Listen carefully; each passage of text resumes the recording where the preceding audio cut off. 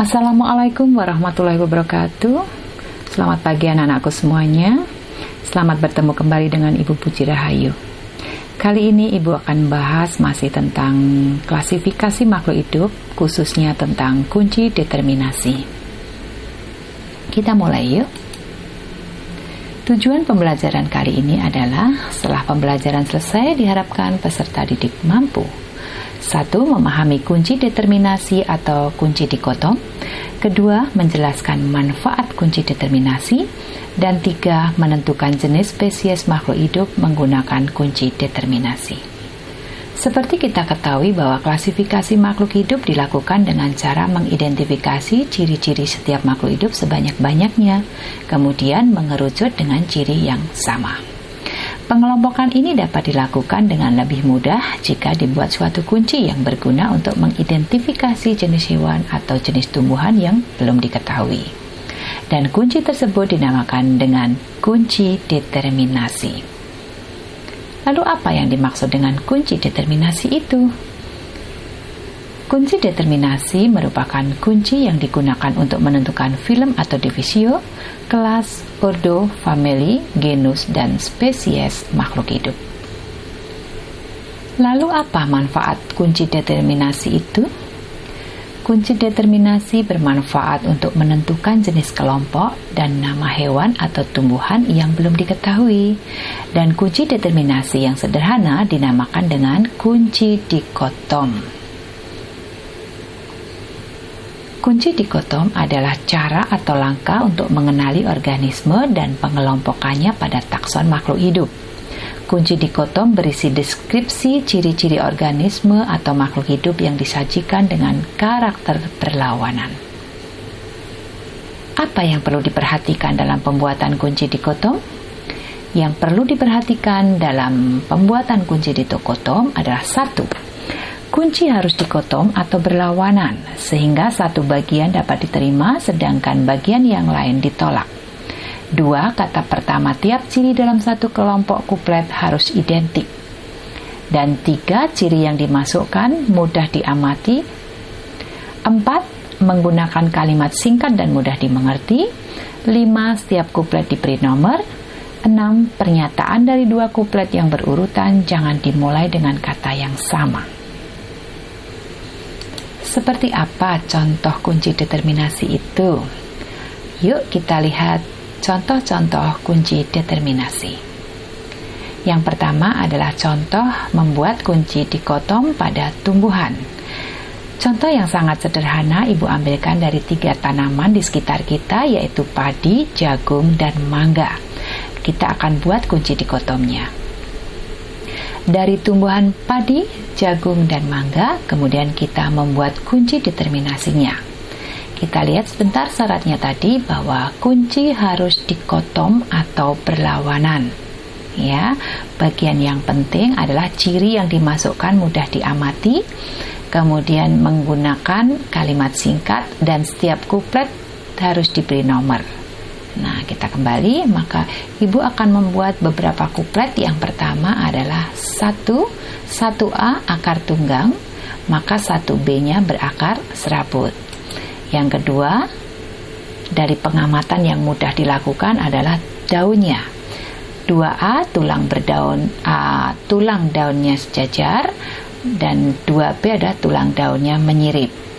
Kuplet yang ketiga, 3A batangnya bercabang, 3B batang tidak bercabang. Keempat, 4A tanaman bergerombol, 4B tanaman tidak bergerombol. Misalnya lagi yang mudah diamati juga, contoh yang kelima, kuplet yang kelima adalah 5A buahnya besar dan 5B adalah buahnya kecil. Nah, dari 5 kuplet ini maka kita akan membuat rumus kunci determinasinya. Seperti apa? Kita lihat. Contoh yang pertama adalah tanaman padi tadi yang kita amati. Kemudian kita mengamati padi. Kita lihat dari kunci determinasi yang ada di sini. Dari yang pertama adalah nomor 1, A, akar tunggang, B, akar serabut. Padi itu berakar serabut, berarti kita memilih 1B. Kemudian kuplet yang kedua, padi itu bertulang daun sejajar atau menyirip. padi itu bertulang daun sejajar. Selanjutnya, yang ketiga, apakah padi itu batangnya bercabang atau tidak bercabang? Oh ya, padi itu batangnya tidak bercabang, berarti kita pilih 3B. Kemudian, tanaman padi termasuk tanaman yang bergerombol atau tidak bergerombol? Tanaman padi termasuk tanaman yang bergerombol, berarti kita pilih 4A. Kemudian yang kelima, apakah tanaman padi buahnya besar atau buahnya kecil? Tanaman padi buahnya kecil, berarti 5B. Inilah yang disebut dengan rumus kunci determinasi. Kalau pada jagung, itu juga akarnya adalah berakar serabut. Kemudian tulang daunnya ya sejajar. Kemudian batang jagung tidak bercabang, berarti kita pilih 3B. Kemudian tanaman jagung tidak bergerombol, berarti kita pilih 4B. Dan buahnya kecil, berarti kita pilih 5B. Oke, sekarang kita lihat tanaman mangga. Mangga berakar tunggang. Kemudian berikutnya daunnya adalah menyirip. Batangnya bercabang, berarti 3A. Kemudian jenis tanamannya adalah tanaman tidak bergerombol, berarti 4B. Dan buahnya dibanding padi dan jagung, mangga buahnya besar. Jadi inilah yang dimaksud dengan rumus kunci determinasi. Dari sini kita melihat bahwa padi dan jagung memiliki banyak kesamaan ciri, ya. Nah, sedangkan mangga itu sangat sedikit kesamaannya. Pembuatan kunci determinasi bisa juga dimulai dengan pembuatan diagram. Misalnya, ibu punya tanaman lumut, suplir, jagung, kedelai, terong, melinjo.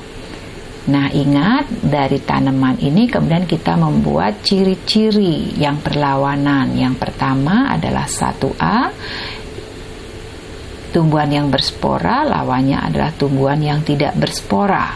Kemudian dari tumbuhan ini kita bagi mana yang berspora, berarti suplir dan lumut. Dan tumbuhan yang tidak berspora adalah jagung, kedelai, dan terong juga melinjo.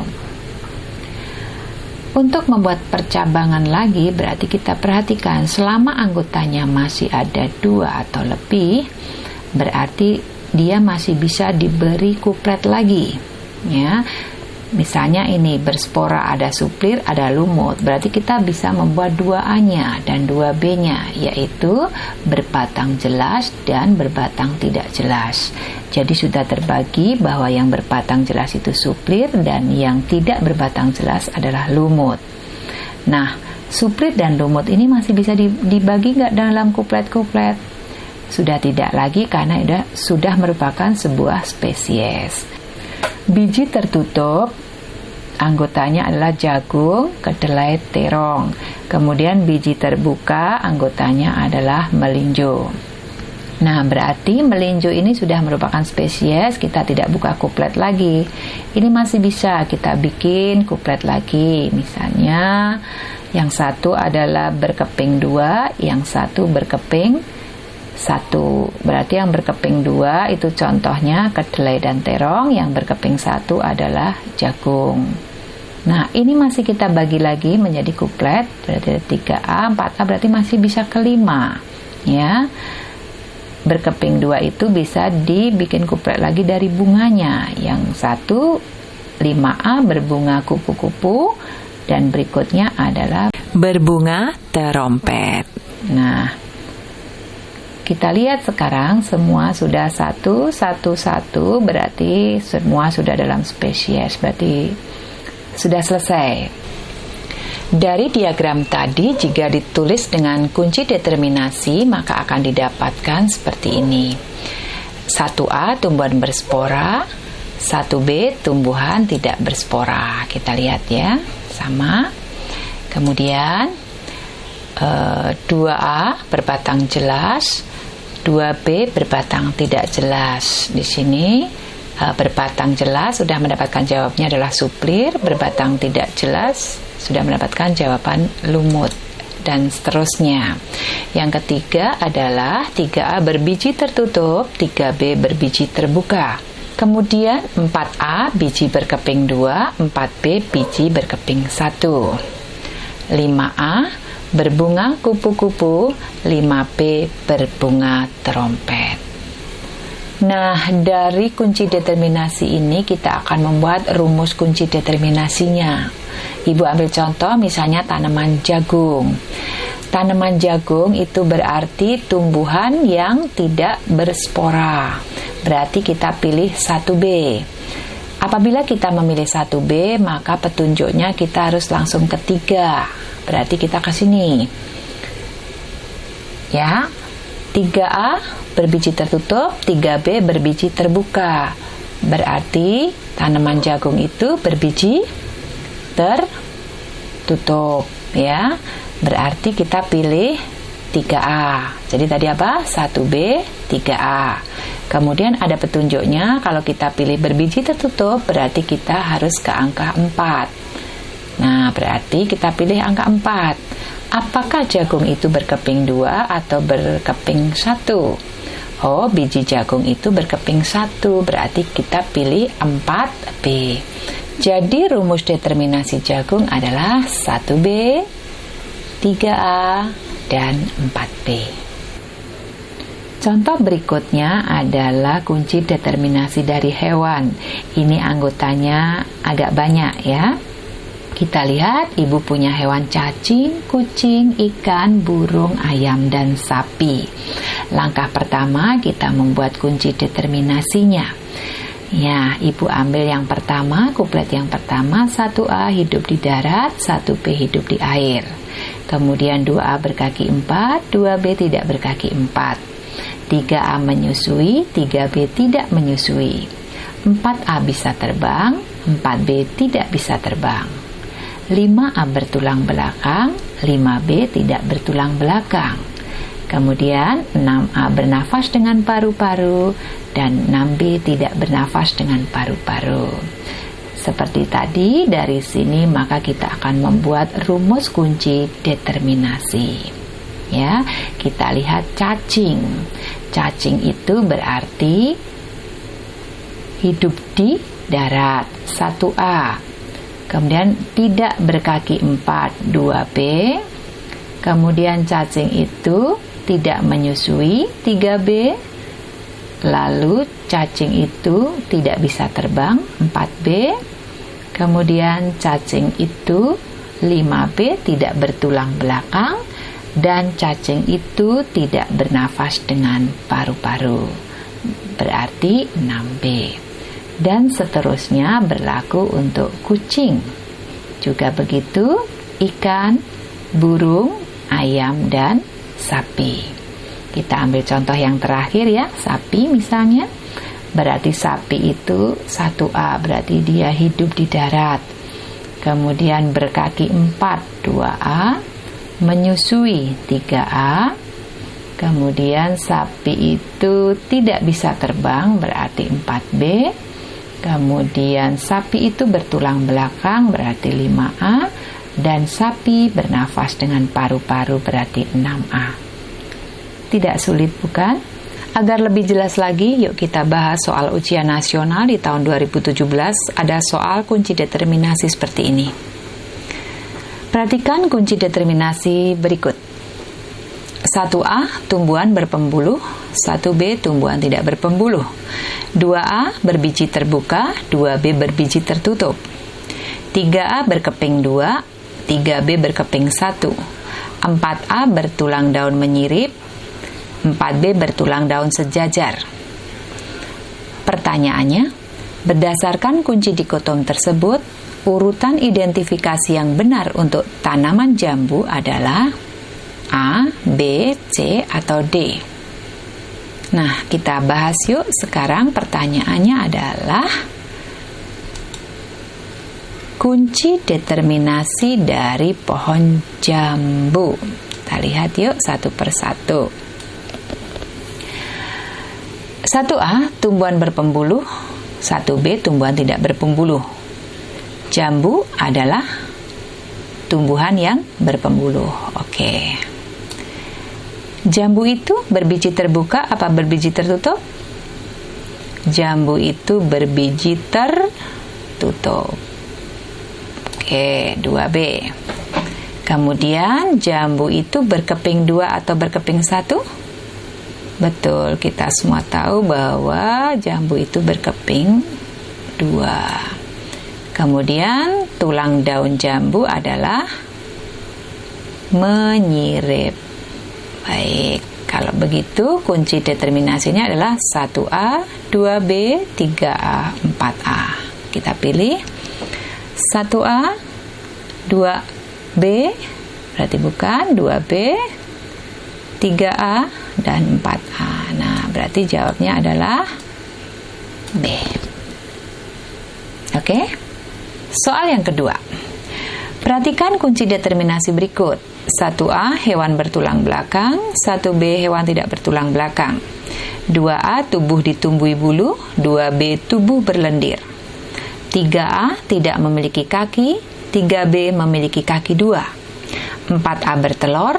4B beranak.